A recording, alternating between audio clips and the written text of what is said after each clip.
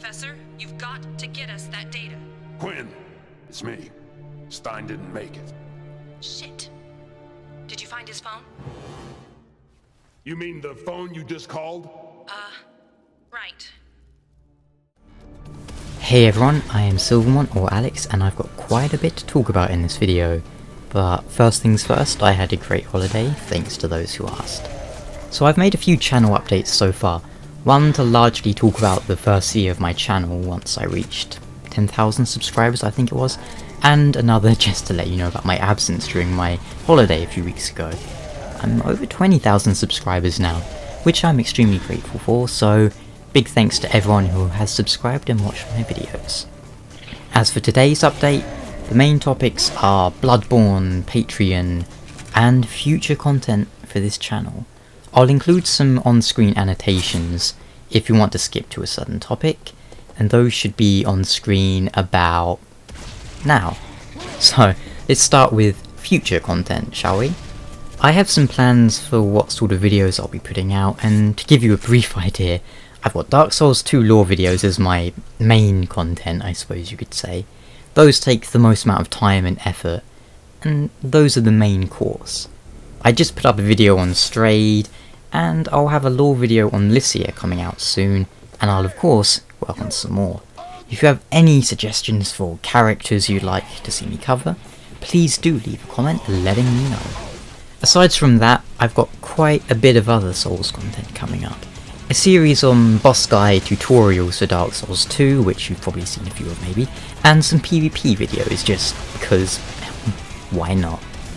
I also might make some more videos in the style of Strayed plays Dark Souls 2, because it was A, a lot of fun to make, and B, people seemed as amused by it as I was. As well as that, there's the Dark Souls 2 DLC coming out, well, the first one's July 22nd. I'll be making videos for all three of those. You've probably maybe seen my visual test for PC stuff, which is related to that. I also have a full playthrough Let's Play style series of another Souls game coming. Perhaps October, early autumn, that kind of time. Aside from Souls content, I'm planning on making a full playthrough for Lords of the Fallen when it comes out. If you haven't heard, it's basically a Dark Souls clone made by Western devs, and I'm fairly curious about it. And Jewels of the Planeswalkers 2015 is coming out soon, and I might try my hand at that too, but I probably won't make any videos about it as it's quite a niche thing. I recently finished the Game of Thrones reviews, and I might well do some more next year for Season 5. But is there anything you'd like to see me cover? Obviously, I want to stick to mainly games and mainly Dark Souls, but I'm always happy to make videos about other topics too. Finally, next year we have Bloodborne. I don't think I've really spoken about it in any videos yet, but rest assured I'm following it very closely. I was reading the original thread which it leaked, and I watched the E3 stream just hoping to catch a glimpse of it. I get a lot of comments asking me what do I think, and well, I'm excited for it. I have not done any detailed analysis or such yet, but from what's been revealed so far, I'm excited for it. I'm definitely going to make like an in-depth analysis video when we get, say, a 5-10 minute gameplay demo, but until then I probably won't be making too many videos about it. But the prospect of no shields will change the game very much, I think. Dark Souls 2 has dual wielding, but much of the game still seems designed around the notion that you'll be using a shield, so I'm curious to see how a Souls-esque game without any shields in it will work. I imagine we could have more evasive options at our disposal. As far as I'm aware, it has been confirmed that we can customise our character, so we won't be stuck as one set hero as some people were worried about. And we can customise their appearance, armour and weapons, you know, usual sort of thing. Online features have also been confirmed, I think, and this is speculation, but I believe the game might operate a little like this. Let's say you have 5 healing potions that work like Esther's, but you can also heal by drinking the blood from corpses, but doing the latter will gradually turn your character into a beast, and once you're a beast, the only way to return to being human is to drink pure blood, which can only be obtained by invading other players, or maybe not only obtain, but, you know, kind of like humanity. One way to obtain humanity is to invade other players and take it from them. Now that's purely speculation, but I think we could see something like that, and I think that would be pretty cool. I might just have to save up so I can buy a PlayStation 4 for Bloodborne, but I'm gonna put it out there now and say I'm not really pleased at that prospect. Both the PS4 and the Xbone have failed to impress me so far. I mean, they're underpowered, overpriced, and both of them charge you to play online, which I think is frankly ridiculous in 2014. When the Xbox and PS3 came out, they were at least powerful compared to PCs at that point. More powerful than like the top end of the PCs? Probably not.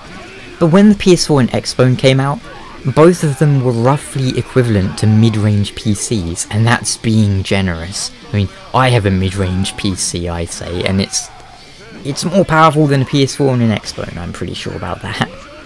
Sure, graphics and horsepower aren't the important things, but the fact that not all games are at least 1080p and 30 frames per second is worrying. I feel like they came out too early, and didn't know what they wanted to be. Do they want to be multimedia stations? Do they want to be game consoles? I don't know, because at first they were sort of selling them as multi-purpose entertainment machines, but last E3 they kind of moved away from that and were like, yeah, it's more about games now. And just for the record, when I buy a console, I want it to play games on. I don't want to really watch Netflix or TV or Facebook or anything like that. I just want my games console to play games, pretty much. And charging to play games online, that's just a scumbag move in my opinion. But hey, if I have to get a PS4 for Bloodborne and an Xbox One for Scalebound, I probably will. Exclusives are rarely a good thing in my experience. Market competition is good, but exclusives only hurt the consumer and serve as fuel for fanboys in the console wars, which are stupid, pointless. I don't like console wars. I don't like platform wars in general. I think they're pretty stupid. Will we ever see Bloodborne on Xbox One or PC? Highly doubtful outside of emulation. Probably. Much like Demon's Souls, it's seemingly being both co-developed and published by Sony, but who knows. What about you? Has Bloodborne convinced you to get a PS4? For me, I'm gonna wait until we see some more gameplay demos and previews before I make up my mind, but considering what this is and who's working on it, legendary Big M, I'm sure they'll win me over. If only I had somewhere to fit a PS4. My desk is running out of space. So, with all that out of the way, let's move on to Patreon. What is Patreon? Well, I'll give you the official definition and then my own explanation, and you can see which you prefer. Patreon lets fans support their favourite creators by becoming patrons. Unlike other fundraising services, which raise for a single big event, Patreon is for creators who create a stream of smaller works. That was straight from the official website, and here's my version. Patreon is a way for you to give me money so I can build giant solar rockets and fly them into the heart of the sun. Granted, I'd need probably something like $500 million to do that, but in a more realistic setting, Patreon is essentially a way for you to support me and my content and receive little rewards by way of a thank you. My Patreon? It's set up for monthly payments. So let's say you pledge me $10. That will be $10 per month. And of course, you can set yourself a monthly limit so you never go over your budget, or you can cancel it at any time, so you can pledge $1 for 1 month and then cancel it for the next month. So why do I need money? What will your hard-earned dosh go towards, and what will it get you in return? In short, the money will go towards hardware and software, microphones, cameras, physical and digital storage, and helping me avoid going hollow, becoming a hobo. As for the rewards, I'm always trying to think of cool new things, and if you have any suggestions, let me know. But right now, I've got it set up so you can receive exclusive content, early access to some of my videos, personalised sketches by myself and my art slave, a digital copy of my novel, a video on a topic of your choice, and much, much more. Would you like to know more? Then march over to my Patreon page and you can get full details on both what the money will be used for and what sort of reward you can expect. Alternatively, just leave a comment on this video and I'll reply ASAP. Either way, thanks for watching.